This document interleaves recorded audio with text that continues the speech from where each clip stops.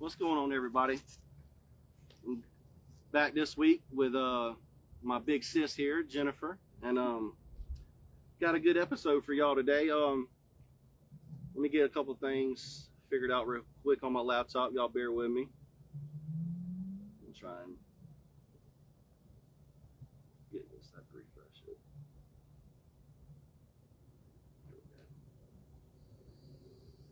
All right. So anyways, so Jennifer, tell everybody about your business and kind of like your services and all that you kind of offer. Okay. So yeah, my name is Jennifer Huff, and I'm the owner of Your Aging Therapist. And what we provide is occupational and physical therapy services in the home. So it's a little bit similar to home health.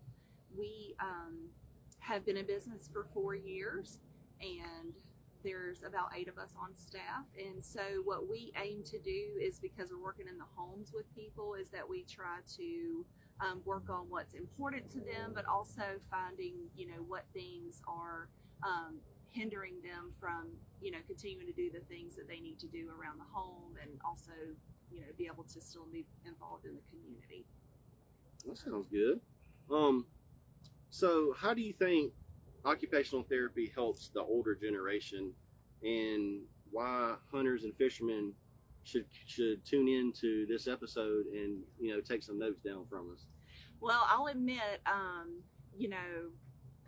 hunting and fishing and outdoors is not my forte, but I was a tomboy for the first 12 years of my life, but then after that I've been like a really girly girl, and the only kind of camping I really want to do is where there's air conditioning. But with occupational therapy, we deal with something called your occupations of your daily life. And so what that really means is your daily occupations is not your job. It is things that give your life meaning and purpose. So things like sleep, work, leisure, play, and then your normal like self-care things. So bathing, dressing, toileting, all those sorts of things. And so when it comes to the older generation, as we age, those are things that become harder for us to do, whereas when I'm in my 20s, I can probably shower, shave, and get out the door for work in 15, 20 minutes. But then, say I'm up in my 70s or 80s, and it might take half the morning to do those same tasks. But because it's become harder, we have joint issues and things like that. So what we work on with the older generation is what's important to you. Do you just need to be able to take care of yourself, or, with your hunters and fishermen, I've worked with lots of older adults before that their goal is they want to be able to get back out on the water. And so even though I'm not a hunter or a fisherman, I want to be able to help people to still be able to do those things. Yeah, for sure. Because there's a lot of them, everybody watching right now has somebody in their lives that is in that situation, and they want to get out there and still be able to go fishing. They might be going through something, and then that's where you come in. They could be going through some stuff, and you might can help them get back out there. Yeah. So going back to your childhood and all that. So well, maybe not childhood, but let's say a little bit older. What made you kind of want to get into becoming an occupational therapist? Well, if I'm being honest, I originally wanted to become an OT shadowing in a therapy clinic, but it was with kids, and it looked like a lot of fun. But once I got out and was working in different populations, and then having grandparents that I really loved and spent a lot of time with, I just felt like I really got along better with older adults, and I just had more of a way with them and working with them. And that's when I discovered what occupational therapy does. I felt like that was really my calling, and I could, help them. And they all became grandparents to me. Oh, there you go. Now, is there a huge difference in like physical therapy or occupational therapy? Is there a big difference? Yeah, I mean, we both look at the person, at the whole person.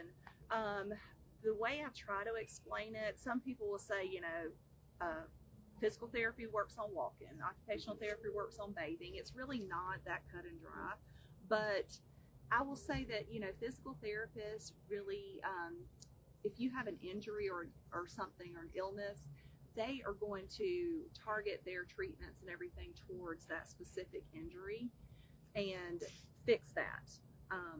And it's not always just that, but that's at the base of it is what they do. Whereas occupational therapy, we look at the holistic approach. So even though they maybe have broken their hip, what are they trying to get back to doing? And retraining them in that way. So we just kind of work along the lines of more of those self-care and independence tasks. That's good. I was curious about that. Yeah. What are some signs that someone might benefit from occupational therapy, like even if they're still like active? Even if they're active? Yeah. So a big thing would be if someone starts to have falls and mobility issues. So a lot of people are hesitant to start using a device, but if you're having trouble and you're starting to hold on to furniture when you're walking to get your balance, that could be a sign.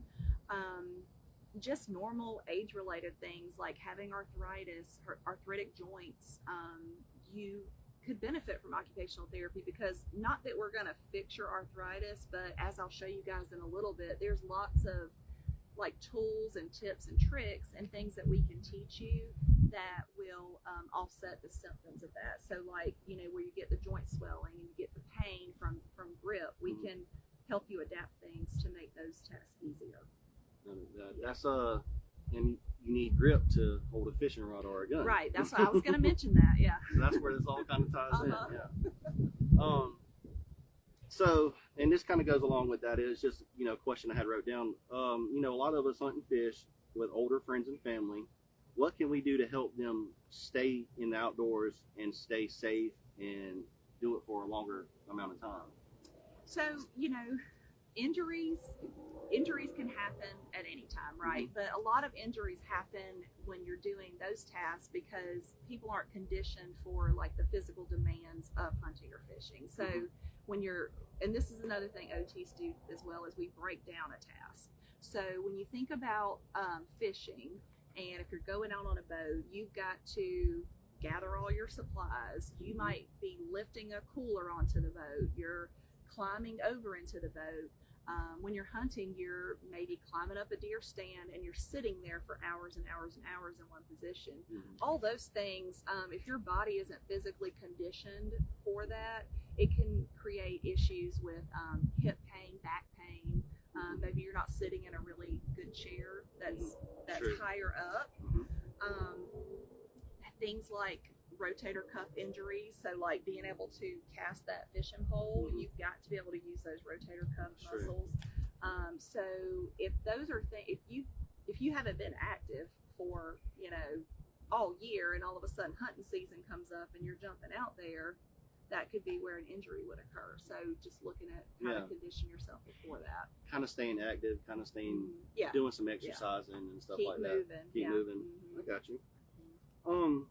Would you like to share a few easy mobility or strengthening exercises or anything like that? Well, yeah. Ideas or anything? Yeah. Well, when I'm thinking, because I'm tailoring it to your audience, so I'm thinking about, hunting and fishing and outdoor activities. But they all require some repetitive movements or some things like that. So grip strength in general, I think we all don't take into account how important it is.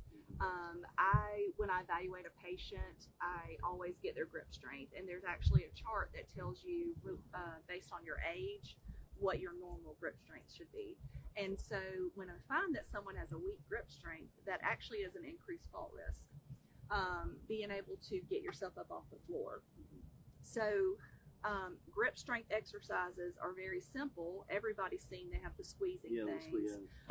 And then forearm strength and just upper body strength in general. So I brought just a little small hand weight here. You can get squeeze balls for grip. But then for the hand weight, keeping that wrist strong is really going to make a big difference with maybe like holding your gun tight. But just doing, you can hang your wrist off of a table and go up and down like that against gravity. And then, of course, going side to side, up and down. And just even the 1 pound, if you do it enough, is going to make a big difference in just keeping all that strong. I also have this is a resistance bar. There are different colors for different strengths. This is like a medium, but what I'll have clients do is I'll have them to, keep their elbows in, and you just try to bend it in half is what I tell them. And after about 20 of these, you definitely feel it all in your forearms. So it keeps all that really strong. You can also work on twisting, which is also going to help that wrist out. This you can order on Amazon. Most of the things that I use in treatment is all from Amazon, and it's not very expensive. But again, this is called a resistance bar, and it's something very simple you could keep in your chair when you're watching TV and just work on it. Yep. Scanning TV, you can just be sitting there doing that. Yeah. Do you want to go ahead and talk about the other things you got there, or you want to wait? Yeah, I can talk about it. I didn't know if that was kind of the same. Well, this is just adaptations. Yeah. Okay. But other strengthening exercises I will mention, because I was talking about upper body, but for lower body, even if you're just sitting, just doing some seated marches. So just lifting your knees up, marching in place, because you really want to have those upper leg muscles, your quadriceps. Those need to be strong for the climbing up in the deer stand and for swinging your leg over the boat. Or if you get a big fish on that line, you want to be able to jump up out of your seat, right, and be able to resist that fish. That's right. So just putting it all into perspective there. So, look, y'all don't be fooled. She says she doesn't fish and all that, but I have proof in the post where she has went out with me before. And we have done good. I caught a big one. I know. We did good. And that was a fun trip. Got to get you out there again. Yeah. I don't mind fishing. As long as I can have some cool. Yeah, I know that's right. All right. So how can we support aging parents or relatives who still love to be outside but are struggling? Maybe struggling really hard. Yeah. So that's where the beauty of occupational therapy comes in. So I like to say that we are big problem solvers, solution providers. That's what we love when we go talk to somebody and they're like, I really want to be able to fish, but my wrist hurts, or I have arthritis, or I'm having trouble holding on.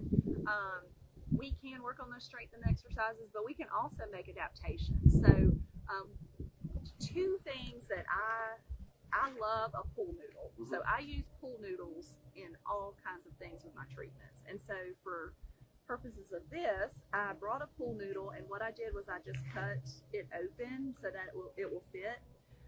But somebody that has arthritis, those joints hurt. So even grabbing onto a walker, holding onto a fork or spoon, it hurts if you're doing a tight fist. So you want to build up your grasp so it doesn't take as much effort to hold on to something. So for instance, with a fishing pole, we have the handle here. It's really not that small of a handle here, but you could take a pool noodle and just stick it on there, and it's just so much more of a comfortable grasp. And it doesn't take away from the functionality of the fishing pole. No, it don't. That's true. And if you had trouble like maintaining the grasp because your hand is slipping, you can add some grip tape or something like that as well.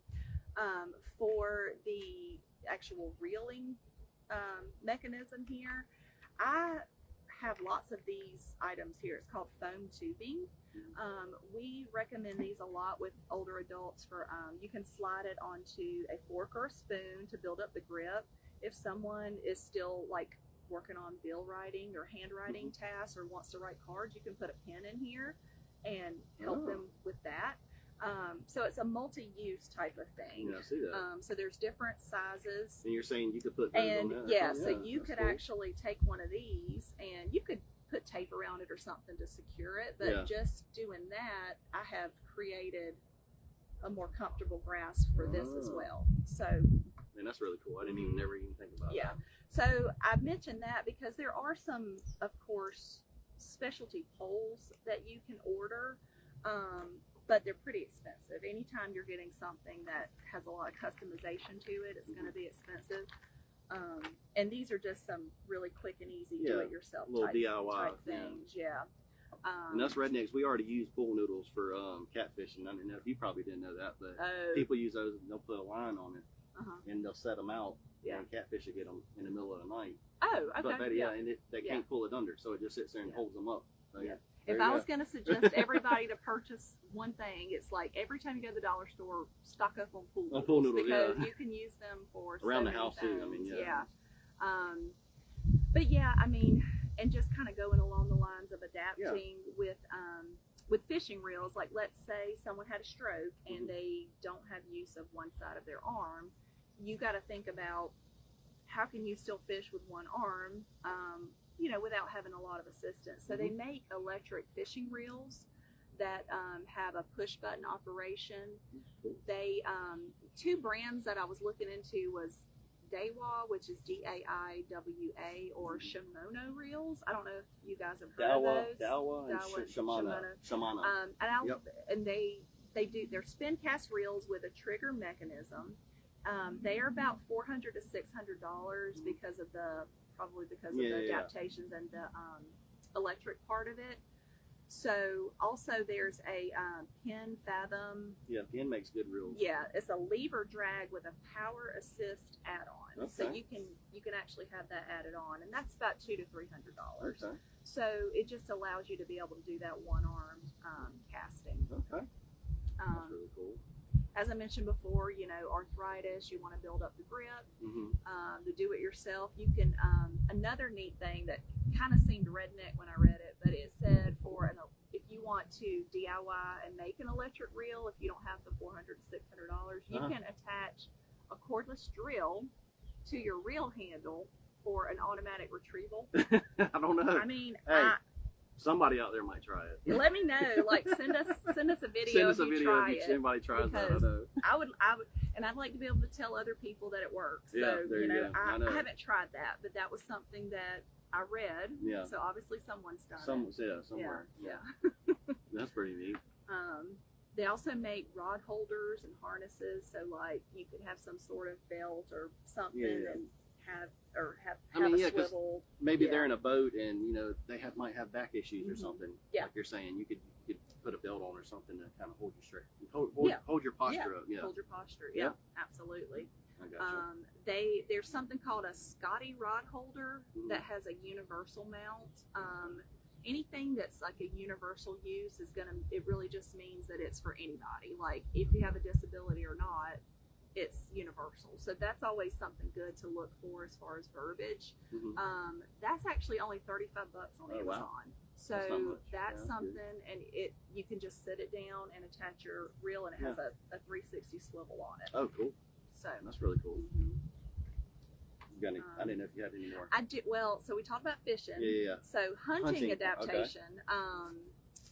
I've never really hunted, but firearm supports and mounts, say you have like decreased strength or tremors, they make a tripod shooting stick, which is and a tripod shooting vest that's like $200 to $500, and basically I even read that there's a chest harness that with binoculars, it holds your binoculars for you. Cool. So just trying to think of different ways that if you only have one arm or decreased strength to help you with that. I know I've seen videos of hunters and celebrities and stuff like that. They'll take out people who have disabilities and stuff, and some of these wheelchairs and stuff they have nowadays is insane. Like I've seen it where people can't even use their hands or arms or feet or any of it, and they can just use their mouth to pull the trigger. Yeah. And don't ask me how it all works, but they can like press down, I think, on the something that's in their mouth, right, or right here beside their mouth. Yeah. And that's sent to the trigger, and it'll pull the trigger for them on the deer. I think that's really cool. So it is cool. Yeah. Technology has came a long way to be able to help keep people out there and doing things, even when they're physically probably, can't. So, yeah.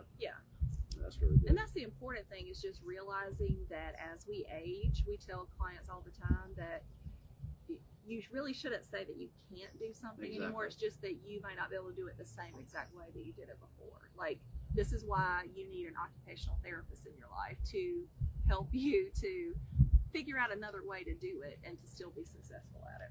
ain't it saying can't never could? Yeah. You know what I'm saying? Exactly. Yeah. That's true. Yeah. So I wanted to ask you here, do you have any more about the hunting? I'm sorry, I didn't want to jump into nothing else if you didn't have. I did write some more notes. So thinking about let's get like it all out there. hunting chairs, okay, because you're sitting in the Yeah. deer stand. They make a Millennium shooting chair, G100 shooting chair, and it's adjustable height and it swivels, and it basically sits you up high enough, because if you want to sit at a comfortable height, you really want to make sure your hips and knees, like you want to make sure your hips aren't sitting lower than your knees when you're sitting. So if you're just taking like one of those like sling chairs out there, if you're sitting like that for 3 or 4 hours, you're going to have lots of pain. So what you're sitting in for those hours is really going to make a difference. So you might want to invest in something that's a little more firm, sits up at least at a minimum 17 inches from the ground, and that also helps you to be able to get in and out of it very easily as well. Yeah, that makes sense. Yeah. I think that was all the hunting stuff. That's fine. That's fine. I just wanted to get everybody. I just wanted to get it all out there for everybody. Yeah, all these little gadgets and stuff. That's really neat. I hadn't never even thought about that. Because I guess somebody that's having issues with grip, like you're saying, that helps out with that. So that's really cool. I wanted to ask you, do you, so right now you're mobile. How far do you typically, or how far are you willing to drive for somebody if they need your services? Yeah, we do really all this local, like our home base is here in Martinez. We do, South Augusta, West Augusta, Grovetown, Evans, and we go over to like Aiken County, North Augusta, all that. I know there's probably a lot of hunters out in Waynesboro, and I have had clients in Waynesboro. What I would say to that is when we get referrals, it's kind of like if they're a little further out, it's just a case-by-case basis. We have a smaller team, and so, if we have a therapist that can have more than one client out there and they go spend a few hours, we can certainly, we don't want to say no to anyone, but our general area, because of CSRA, our size, is pretty much. This local area. I ask because I have people watching that will watch that are not only from around here but all over the country and all over the state. So I just didn't know if somebody towards Atlanta or something. Of course Atlanta's pretty big, but let's just say between here and Atlanta, right? Maybe in the country or something, that they either got to choose somewhere in Atlanta or somewhere in Augusta. Would you be willing to travel that far? So I didn't know. I wanted to make sure to get that answer in case somebody was asking. No, I would say, this is where I would give a shout out to like my therapy business builder program that I'm a part of, where we have therapists all over the country that service people and have small businesses like myself. So if you had someone watching that lived, in Greenwood or in Atlanta or in North Carolina, reach out to us and we can kind of help connect you with an occupational therapist in your area, because we're all over. So okay. That's good. Yeah. So that leads me to this question, which is, do you have a location, like a building or anything like that, or do you plan on having a building at some point, or are you just going to strictly stay mobile? Or so our business model originally is mobile, and we plan to stay mobile. However, I've always had a 5-year plan that I would love to have some sort of hybrid or like clinic space, because the heart of what OT does, we can do a lot in the home, because that's where we see their real living situation. But we have clients that could benefit from things in a facility, in a clinic. And so actually it just happened this week that we are actually signing a lease and to start a clinic space in August. And so that's kind of like breaking news that I don't even think everybody on my therapy team really knows the details of it yet. It was kind of in the works. Well, if y'all are watching, breaking news. We got breaking news. Yeah, breaking news. So we are going to be sending out some official details. It's something that I've really wanted to do for a while, and it's really been like a God thing the way it's all worked out, and it's really exciting. So we're going to have a clinic space in Martinez, and we will have the ability to see clients there as well, and maybe do some more targeted like strength training. If you've got like somebody who needs to come in and do some of those heavy duty machines that we can't necessarily take into the home, or they might not have there already available or something. Exactly. We can do better conditioning treatments probably in the clinic. So be on the lookout for an announcement there too. So we'll share with all your 12,000 followers. There we go. I know that's right. Yeah. Let's Talk Augusta. Now that's a podcast studio. I guess he's talking about the scene in the background. Yeah, that's a good spot. Yeah, I like this. I hey, it's a possibility, Stephen, that I might even come start shooting all my episodes up here. This is a great spot. And it was free. I know, and free. Yeah, I know. It was awesome. Let's see here. We talked about your equipment already. Yeah. Has being an OT been like a fulfilling career for you? Like, do you enjoy helping these older people out and seeing them get better and things like that? Oh yeah, absolutely. Like I said, they all become like grandparents to us, and we get like really attached to them. And so once we start with somebody, you know, we really feel like they're going to always be our client. I actually had someone reach out to me earlier this week that had done fine and then had a fall and was back in the hospital and was like, hey, I've already told them I have a team and you're my team, so you know, I want to come back and work with you guys. And so, you know, that's what we're here for. And it's always, it means a lot too that they have been successful with us and they recognize that and we've made a difference, and so they want to come back to us. So that's really cool. That's really a fulfilling thing. I know people who work with kids probably feel the same, a little bit differently, but the same, because they're kind of with the kid as they're growing up, whereas we're kind of with that older adult as they're aging, and maybe they're having more age-related problems. But it's very fulfilling to just, like I said, show them that they can still do the things that they love and be able to, you know, so what if it takes you 2 hours to get ready? If you did it independently, you know, that's great. Yeah. And still encouraging them to go be active in the community. Yep. And that's what it's all about. Do you have any like cool events or anything coming up that you might want to talk about? Well, because I know I see you all the time going here, going there. And, we like the Alzheimer's recently. Absolutely. So I do get myself involved in a lot of stuff because that's what we are. We're community therapists, so we're going to be in the community. So with the Alzheimer's Association, you know, I'll mention that we do have the Alzheimer's Walk coming September 27th at Evans Town Center. We, of course, are doing fundraising for that, but, you know, things that people can do for free is just go on there and start a team. You know, if Alzheimer's has impacted you in any way and it's a meaningful cause, that would be a great way to honor that loved one, is starting a team and being involved in the walk. It's a really beautiful ceremony every year and a great event. So we would love to have you join or make an Alzheimer's team. And then, of course, also I do a lot of stuff with VIA Cognitive Health. They're a great resource as well. I would encourage you to go there and take a tour. They do a lot of programming that's tailored to people with early, like mild cognitive impairment, early stages of Alzheimer's and dementia. And we're going to be doing some cognitive stimulation groups there in August, twice a week. So we're in the process of getting people for that. And then as this whole clinic thing is happening, we're going to be holding an open house probably towards the end of August, early September, and we'll have that come up as well. And I'm sure there'll be a fall fair or something like that too. But yeah, I'll keep you guys posted. There you go. So how can people contact you for services if they want to go with you? Yeah, that's a good question. So if you're going to see a primary care physician, older adults are usually doing like at least an annual visit for Medicare.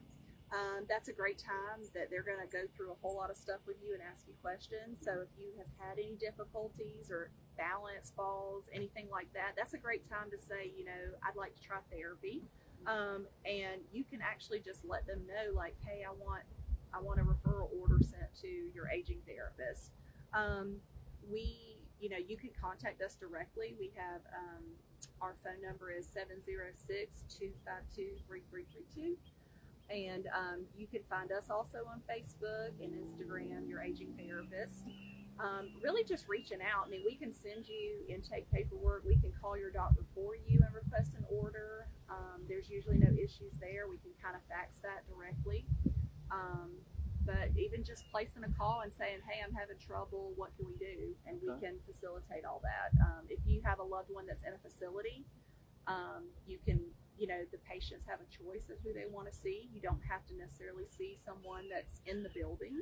So if that's something that you want us to see your loved one, you could do the same thing. You could just request an order be sent to us, or get one and give us a call. So, Well, good. Yeah, I wanted everybody to know how, hopefully some people reach out to you from seeing this, because, you've been a go-getter for the whole time I've ever known you, and you do a great job. I know a lot of people have talked great about everything you've been doing for all, for everybody, and so hopefully somebody calls you, from seeing this. So I wanted them to know how to contact you. So do you have any shout outs or anything you want to give to anybody? I mean, I definitely want to say, I want to shout out my team. We have 3 we have 4 on the occupational therapy side, 4 physical therapists, an office manager. So we've grown in the past 4 years, and I think we have a wonderful team.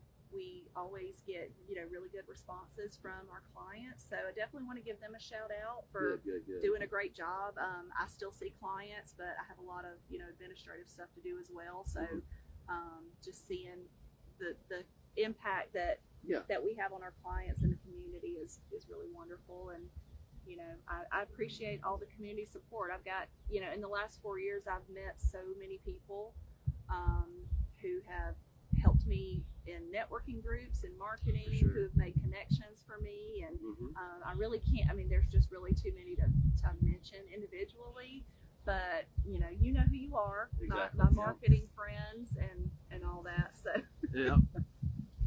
I'll spend the last couple minutes giving my little shout outs real quick to everybody, and this kind of goes with that, like Let's Talk Augusta, Stephen that just said something, he's great. He's great. So everybody watching, please go follow Let's Talk Augusta. They have networking things just like me and you went to. And I think they're gonna have another one at some point soon. I think that's the last thing I heard from them. And Georgia Hat Company, I'm wearing one of their hats.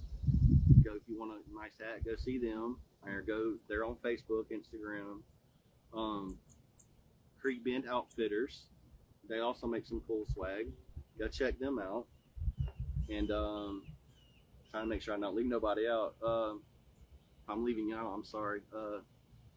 But anyways, I guess I'd wrap up this episode. I really appreciate you coming and having this episode with your big brother. Yeah, it was fun. I mean, like I said, your little brother. Yeah, I said big brother. Your little brother. Sorry. I was nervous, but at the heart of OT, we can really help you problem solve anything. For sure. So, yeah. And that's what I'm saying. Hunters, fishermen. Just because this wasn't episode with somebody that's big into the outdoors doesn't mean all this can't help somebody that's doing that, right? Right. So absolutely.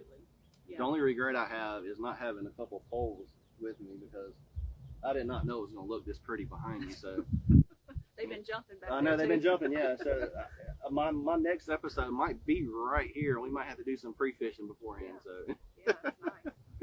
Well, all right. Well, I guess that's going to wrap it up. And let me go ahead and go turn it off. But I appreciate it, everybody. Thanks for watching. Thank y'all.